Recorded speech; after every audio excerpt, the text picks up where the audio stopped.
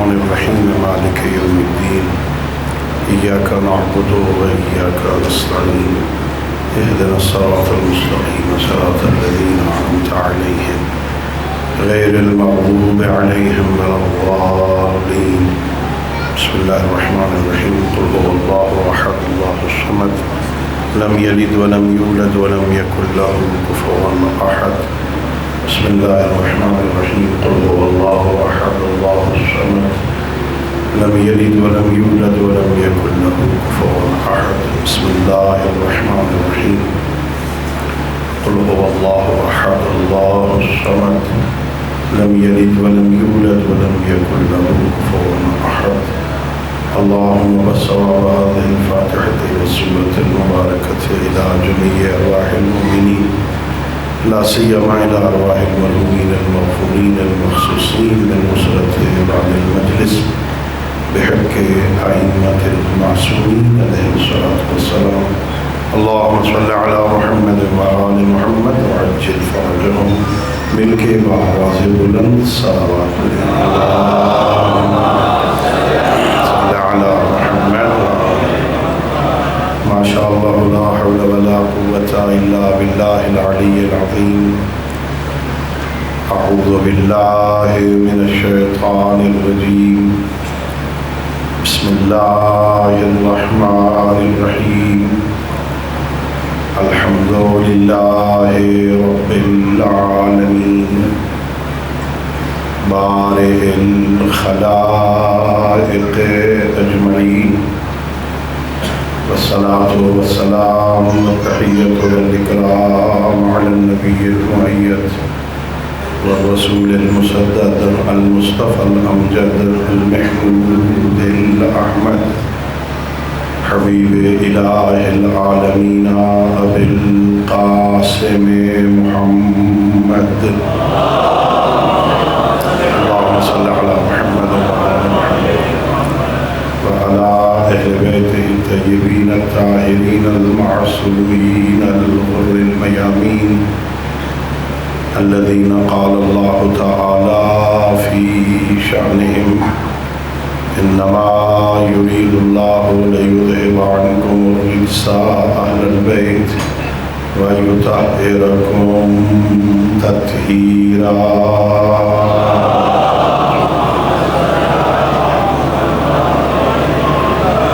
ورحمة الله على أحبابهم وأصحابهم وشيعتهم ومواليهم ولعنة الدائمة الأبدية على أعدائهم أجمعين.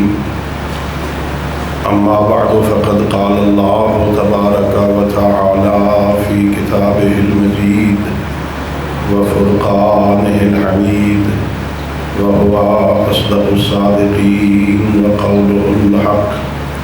بسم الله الرحمن الرحيم. قل يا عبادي الذين أسرفوا على أنفسهم لا تقنطوا من رحمة الله إن الله يغفر الذنوب جميعا إنه هو الغفور الرحيم. صلوات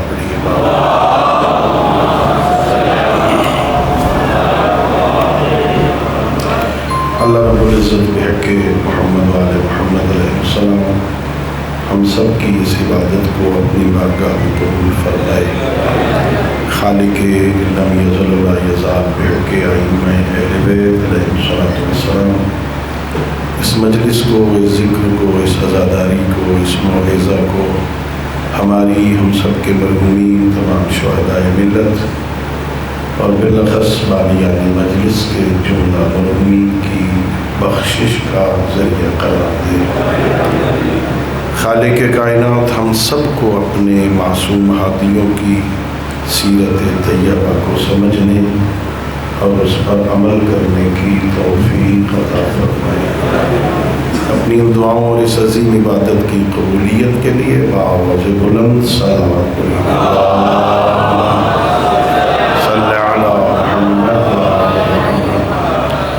میرے محترم معزز اور مکرم سامعین،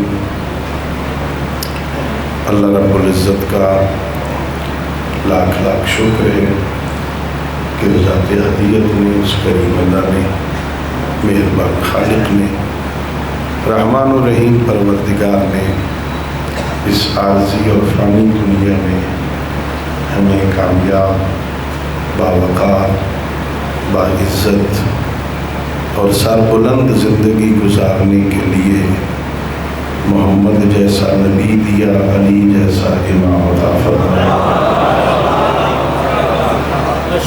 اس نعمت خدا بندی پر، اس لطف الہی پر، اس ہدیہ پروردگار پہ جتنا خدا کا شکر ادا کریں کم ہے۔ احسان ہے اللہ کا۔ سید الانبیاء فرماتے ہیں اللہ نے اس ساری دنیا میں سے دو مردوں کو چنا۔ اللہ نے اس ساری دنیا میں سے دو مردوں کو چنا۔ ہم پر احسان یہ ہے کہ جن دو ہستیوں کو اللہ نے چنا ان میں سے ایک کو ہمارا نبی بنا دیا، ایک کو ہمارا امام بنا دیا۔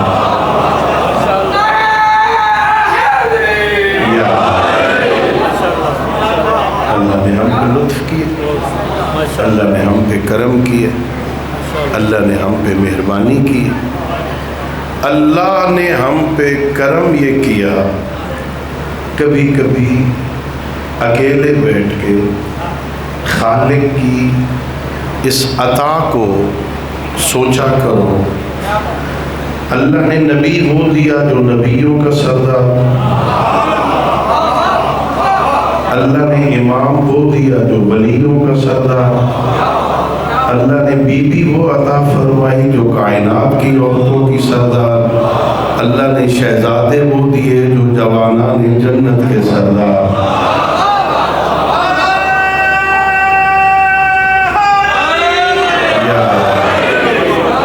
اللہ نے ہم پہ کرم کیا، اللہ نے ہم پہ لطف کیا۔ وہ قادر مطلق اللہ ہمیں کہیں اور بھی خلق کر سکتا تھا، وہ تو اپنی مرضیوں کا مالک۔ لا یسأل عما یفعل یفعل ما یرید، وہ جو چاہتا ہے وہ کرتا ہے، وہ کسی سے پوچھنے کا روادار بھی نہیں۔ کتنا لطف ہے اس خالق کا اس عارضی دنیا میں۔ میں کبھی کبھی کہتا ہوں احسان ہے میرے اللہ کا اس دنیا میں سر اٹھا کے جینے کے لیے اس نے ہمیں حسین عطا فرمایا۔ بہت بڑا احسان ہے۔ اللہ رب العزت کا احسان ہے۔ شیع و ناز کیا کرو، فخر کیا کرو، سر اٹھا کے چلا کرو۔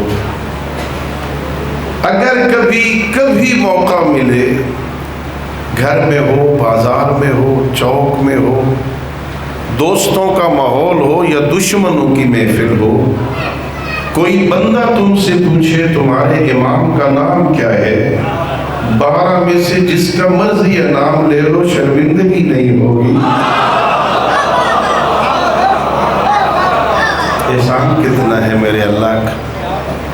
سر اٹھا کے کہو میرے امام کا نام علی ابن ابی طالب، میرے امام کا نام حسن ابن علی علیہ السلام، میرے امام کا نام حسین ابن علی علیہ السلام، میرے امام کا نام علی ابن الحسین ہے، محمد ابن علی ہے، جعفر ابن محمد ہے، موسیٰ ابن جعفر ہے۔ جس کا مرضی نام لے لو، شرمندگی نہیں ہوگی، اس لیے کہ شرمندگی وہاں ہوتی ہے جہاں کردار میں نقص ہو۔ اللہ نے تمہیں بے عیب رہبر عطا فرمائے، اللہ نے تمہیں معصوم رہبر عطا فرمائے۔ اللہ نے بڑا لطف کیا۔ یہ اللہ رب العزت کا خاص کرم ہے جو اللہ نے ہم پہ کیا۔ اللہ نے ایسے رہبر دیے دنیا میں جن رہبروں جیسا کسی کے پاس نہیں۔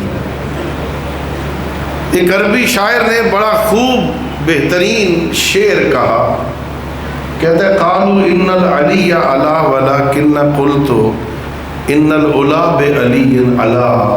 وہ کہتا ہے لوگ کہتے ہیں علی بلند ہوئے، لوگ کہتے ہیں علی بلند ہوئے، میں کہتا ہوں بلندیوں کو بلندیاں علی کے صدقے میں ملی۔ اللہ نے ہم پہ کرم کیا، اللہ نے ہم پہ لطف کیا۔ اگر کسی بندے کو سفر میں عظیم رہبر مل جائے، توجہ ذرا، بہت تھوڑا ٹائم ہے، میں جلدی دو چار باتیں آپ کی خدمت بیان کر رہا ہوں۔ سفر پہ جا رہے ہوں، سفر، اور رہبر ایسا مل جائے جو سفر کی ساری موڑوں کو جانتا ہو، پیچیدگیوں کو جانتا ہو، راستہ کیسا ہے جانتا ہو، راستہ بھی کلیئر ہو، رہبر بھی راستے سے واقف ہو، تو منزل پہ پہنچنے کے اثرات زیادہ ہوتے، یقیناً پہنچ جائے گا منزل پر، راستہ بھی ٹھیک ہے، رہبر بھی ٹھیک ہے۔ اب اگر یہ بات سمجھ گئے نا تو مذہب کہتے ہیں راستے کو، مذہب یعنی وہ راستہ جس پہ جاتے ہیں بندے، مذہب راستے کو کہتے ہیں۔ علی رہبر ہے، جس کا مذہب بھی شیعہ ہو، رہبر بھی علی ہو، پھر بھٹکنے کا تصور کہاں؟ مذہب بھی عظیم ہے، اور یہ میں نہیں کہہ رہا، میں تو طالب علم ہوں بھائی۔ امیر المومنین کو خطاب کر کے پیغمبر نے فرمایا تھا، یا علی انت و شیعتک هم الفائزون یوم القیامہ، یا علی آپ بھی اور آپ کے شیعہ بھی قیامت والے دن کامیاب ہیں۔ یہ کامیابی کی سند تو پیغمبر دے کے گئے ہیں، علی آپ بھی کامیاب ہیں، آپ کے شیعہ بھی کامیاب، مذہب بھی شیعہ ہو، رہبر بھی علی ہو، تو بھٹکنے کا تصور، اگر کوئی بھٹک گیا کہیں تو پھر سمجھ جاؤ یا مذہب نہیں اپنایا یا رہبر کو نہیں مانا، کہیں غلطی ہو گئی۔ اللہ رب العزت نے ہمیں بہترین زندگی گزارنے کے لیے بہترین رہبر دی، اور میں اکثر مجالس میں کہتا ہوں سید الانبیاء صرف اپنا کلمہ پڑھوانے نہیں آئے تھے، پڑھ لو لا الہ الا اللہ محمد رسول اللہ کامیاب ہو جائے، کہیں پر علی حیدر کرار کی ولایت کا صرف کلمہ پڑھوانے نہیں آئے تھے، علی ولی اللہ پڑھ لو لا الہ الا اللہ محمد رسول اللہ علی ولی اللہ بس کامیاب ہو جاؤ گے۔ یہ کلمے صرف پڑھنے سے تعلق نہیں رکھتے، یہ ایک مکمل نظام کا نام ہے نا۔ محمد الرسول اللہ پڑھنے کا مطلب کیا ہے؟ اللہ نے قرآن میں کہا ہے ما اتاکم الرسول فخذوہ وما نہاکم عنہ فانتہوا۔ اللہ کے محمد کو رسول ماننے کا مطلب یہ ہے کہ جو میرا محمد دے وہ لے لو، جس سے روکے اس سے رک جاؤ، اگر وہ دے تو ہم لے لیں، وہ جس سے روکے ہم رک جائیں، تو گویا محمد الرسول اللہ کا مطلب پورا ہو گیا۔ جو پیغمبر دے ہم وہ لیں نہیں، جس سے روکے اس سے ہم رکے نہیں، تو پھر محمد رسول اللہ پڑھنے کے اثرات مرتب نہیں۔ بات طویل نہ ہو جائے، بہترین رہبر دیے اللہ رب العزت نے بہترین کتاب قرآن ہمیں عطا فرمایا۔ ابھی آپ سن رہے تھے قرآن بھی، آل محمد بھی، انی تارک فیکم الثقلین، کتاب اللہ و عطرتی اہل بیتی۔ پیغمبر ہمیں بے آسرا چھوڑ کے نہیں گئے کہ میں جا رہا ہوں تمہیں دو بھاری چیزیں تمہارے حوالے کر کے جا رہا ہوں، ان تمسکتم بہما لن تضلوا بعدی، اگر قرآن اور آل محمد کے دامن سے متمسک رہے تو کبھی گمراہ نہیں ہوگے۔ قرآن سے بھی متمسک ہونے کی ضرورت ہے، آل محمد سے بھی متمسک ہونے کی ضرورت ہے۔ ایک ہاتھ میں دامن قرآن ہو، ایک ہاتھ میں دامن اہل بیت ہو، ضمانت محمد عربی کی ہے، گمراہ نہیں ہوگے۔ بس میری ابتدا تمہید ختم ہو گئی. نمبر 2 لیکن انہوں نے کہا تمسک کرنا گمراہ نہیں ہوگے، لیکن ہم تو انسان ہیں نا، غلطیاں ہو جاتی ہیں. تھوڑا بولو چودھری صاحب، تسی بول بو. غلطیاں ہو جاتی ہیں بندوں سے، انسان ہے نا، انسان ہے. انسان معصوم تو نہیں ہے نا، ہم انسان ہیں لیکن غیر معصوم ہے. غلطیاں ہو جاتی ہیں. یہ ہے میرے اللہ کا کرم، یہ ہے میرے اللہ کا لطف. غلطیاں ہو گئی نا، پھر اللہ کہتا ہے میرے بندوں، کل اپنے حبیب کو حکم دیتا ہے، ڈائریکٹ بندوں کو بھی نہیں کہتا، درمیان میں اسے کہتا ہے جو وحی کے بغیر بولتا نہیں ہے. اسے کہتا ہے کل میرے حبیب، کل یا عبادی الذین اسرفوا علی انفسہم، ذرا اپنی زبان سے میرے ان بندوں کو کہہ دے جو گناہ کر کے اپنی جانوں پہ ظلم کر بیٹھے ہیں نا، غلطیاں کر بیٹھے ہیں، میرے حبیب تو انہیں کہہ دے، او میرے بندو لا تقنطوا من رحمت اللہ، میری رحمت سے نا امید نہ ہونا.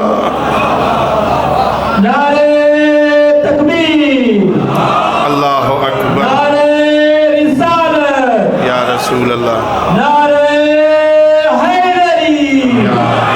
علماء حقہ کی صحت و سلامتی کے لیے بآواز بلند صلوات. اللہم صلی علی محمد وعلی محمد وعجل فرجہم. توجہ، اللہ کی رحمت سے ان اللہ یغفر الذنوب جمیعا، اللہ کہہ رہا ہے میں سارے گناہ معاف کروں. کتنے؟ اچھا ہم نے کتنے گناہ کیے؟ کوئی اندازہ؟ ہمارے عالم صلوات پڑھ لیجئے بآواز بلند. اللہم صلی علی محمد وعلی محمد. یا اللہ آجو خیریت؟ چلو جلدی جان چھوٹ گئی نا. ہمارے طالب دین ان کا طریقہ یہ تھا کہ وہ اپنا نامہ اعمال روز لکھتے تھے.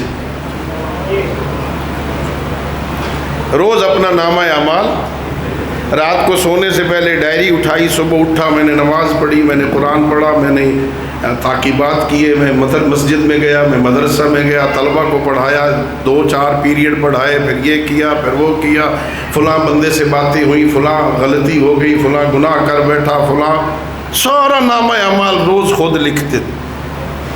10 سال کے بعد کہا چلو ذرا حساب تو لگائیں کہاں کہاں اس کی نافرمانی ہوئی. کتنے سال میں؟ توجہ ہے نا، کتنے سال بعد؟ 10 سال بعد حساب لگاؤں کتنی غلطیاں کر بیٹھا ہوں. پڑھنا شروع کیا، ایک دن کا نامہ اعمال، اس میں یہ اچھا یہ گناہ ہوا تھا، یہ گناہ ہوا تھا، اگلے صفحے پہ یہ گناہ ہوا تھا، یہ گناہ ہوا تھا. 10 سال کی ڈائری کون پڑھے؟ ہر روز 1 2 3 4 1 2 3 4 ادھر دیکھ بیٹھا جدھر نہیں دیکھنا تھا، وہ سن بیٹھا جو نہیں سننا تھا، وہ بول بیٹھا جو نہیں بولنا تھا، وہاں چلا گیا جہاں نہیں جانا تھا، اس گلی سے گزرا جہاں میرے لیے جانا مناسب نہیں تھا. اس نے ڈائری بند کی، اس نے کہا چھوڑو یار، ہم نسبت نکال لیتے ہیں، اوسط نکال لیتے ہیں. استادوں سے پڑھا ہوا تھا ماسٹر جی، اوسط نکالتے ہیں. ہاں 24 گھنٹے میں ایک غلطی کی، 24 گھنٹے میں ایک گناہ کیا، 24 گھنٹے میں ایک گناہ کیا تو ایک سال میں بن گئے 365 گناہ. 10 سالوں میں کتنے ہو گئے؟ 3650. بس یہ سوچنا تھا کہ اس 10 سال کے تھوڑے سے عرصے میں اپنے کریم رب کی 3650 دفعہ نافرمانی کر بیٹھا ہوں. یہی سوچنا تھا. وہیں پہ روح پرواز کر گئی، انا للہ و انا الیہ راجعون. اب ذرا تصور کرو یہ 10 سال ہے، 10 سال میں 3650. اس صورت میں اگر ایک نافرمانی کی ہو 20 سال، اس سے دگنا 30 سال، 3 بنام 3 برابر 40 سال، 4 گنا برابر 80 سال، 90 سال کے بوڑھے بیٹھے ہو. ذرا تصور کرو اگر 24 گھنٹے میں ایک نافرمانی کی ہو، گناہوں کا پلندہ کتنا بنتا ہے. اس گناہوں کے تصور کو ذہن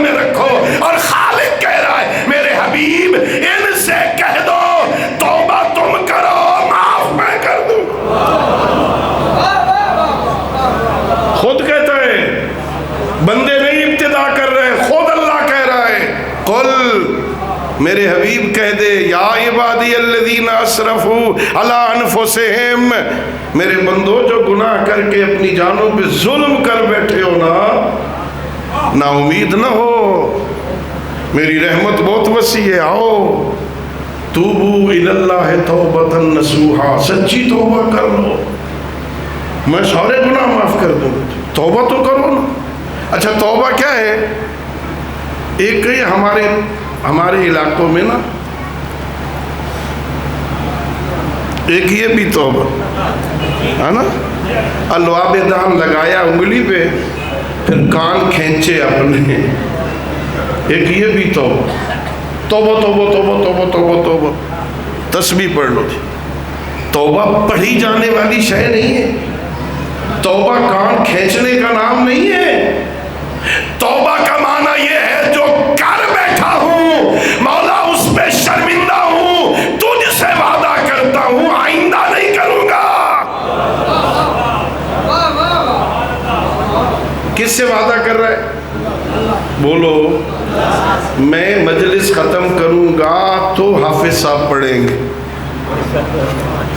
میں اتروں گا ممبر سے تو پڑھیں گے نا، مجھے پکڑ کے بھی نہیں اتارنا نا انہوں نے، اور میں تو درس پڑھا کے بھی آیا ہوں نا، بات آپ کو سمجھ نہیں آئے گی تو جو مجھے ٹائم دیا گیا نا بات لمبی ہو جائے گی، میں نے تو بات سمجھانی ہے نا۔ کیا کرو؟ توبہ کرو۔ توبہ کا معنی کیا ہوتا ہے؟ توبہ کا ہے انابت ہے، توبہ کا معنی ہے پلٹ آؤ، جدھر جا رہے تھے نا غلط راستے پر ادھر سے موڑ آؤ، یو ٹرن لے لو، واپس آ جاؤ، واپس آ جاؤ، اور کیا کہہ دو؟ دل سے کہہ دو اللہ غلطی ہوگی،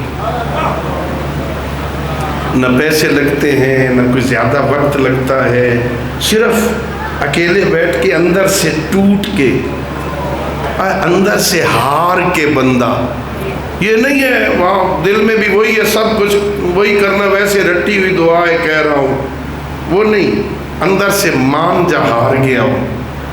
ہارا ہوا بندہ جب اس کی بارگاہ میں جاتا ہے نا اور کہہ دے پروردگار غلطی کر بیٹھا ہوں، وہ کوئی اتنا کریم ہے، شرمندہ بھی نہیں کرتا، معاف بھی کر دیتا۔ میرے معصومین کہتے ہیں آؤ، کس سے بات کرنی ہے؟ اللہ سے۔ کس سے بات کرنی ہے؟ اللہ سے۔ کرنی ہے کس نے؟ مجھ جیسے طالب علم نے، نہ میرے پاس الفاظ ہیں، نہ میرے پاس جرأت ہے، نہ میرے ذہن میں ایسے مفاہیم ہیں، میں اللہ سے بات کیسے کروں؟ میرے پاس تو الفاظ ہی نہیں ہے۔ میں نے دنیا میں کسی جج کے سامنے بیان دینا ہو، وکیل رٹوا رٹوا کے بیان یاد کرواتے ہیں، پھر بھی دنیا کے کسی جج کے سامنے وہ الفاظ پورے بیان نہیں ہو سکتے۔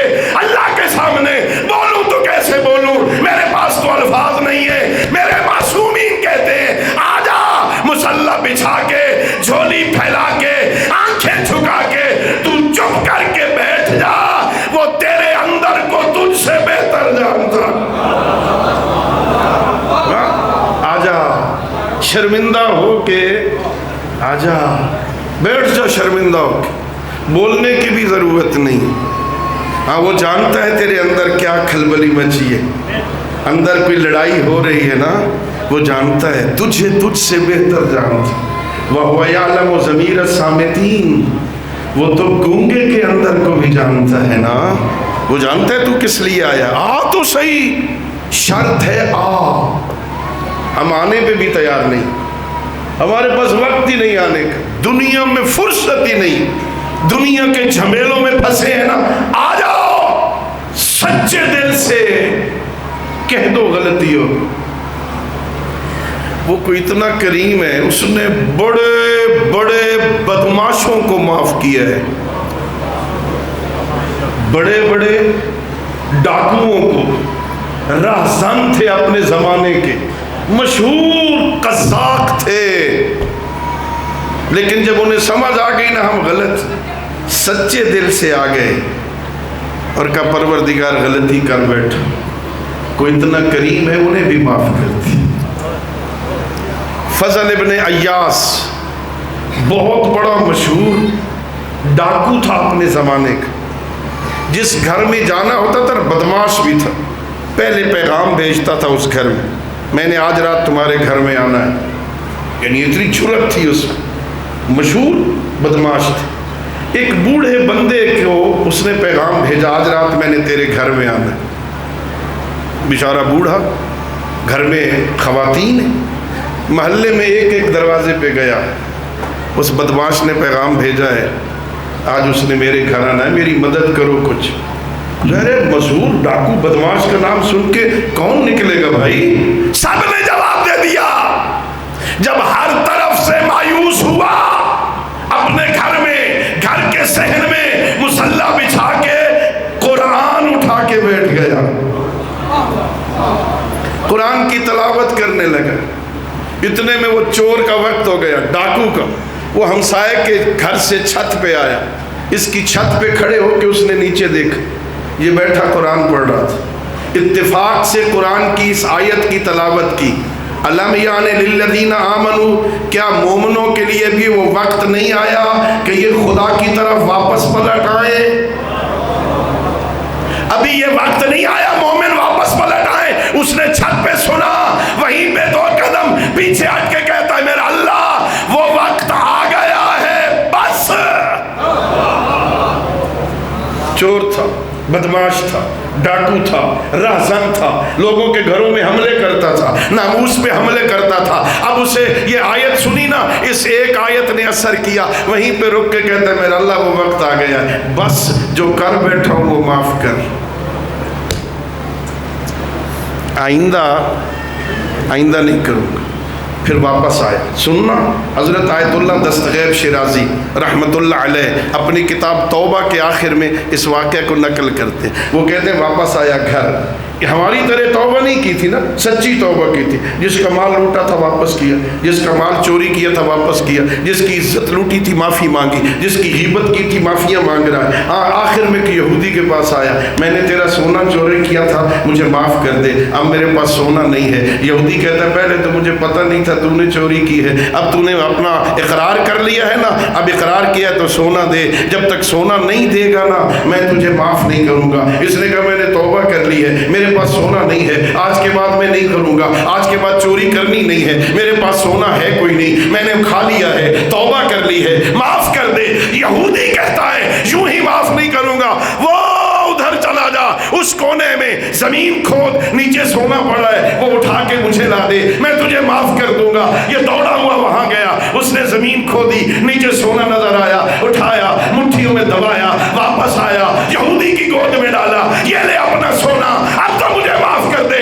یہودی کی کیفیت بدلی, 2-4 دفعہ اس کا منہ دیکھا, سونے کو دیکھا, پھر کہتا ہے مجھے کلمہ پڑھا, میں مسلمان ہونا چاہتا ہوں. کا وجہ کیا ہے؟ کہ میں نے توریت میں پڑھا تھا جب آخری نبی کا امتی سچے دل سے توبہ کرے گا اس کے ہاتھوں میں مٹی سونا بن جائے گی. جہاں میں نے تجھے بھیجا وہاں کوئی سونا نہیں تھا, تیرا سونا لانا بتاتا ہے تیری توبہ بھی سچی, تیرا نبی بھی سچ.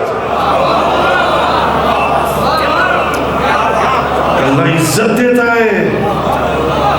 ان اللہ یحب التوابین, اللہ توبہ کرنے والوں سے محبت کرتے.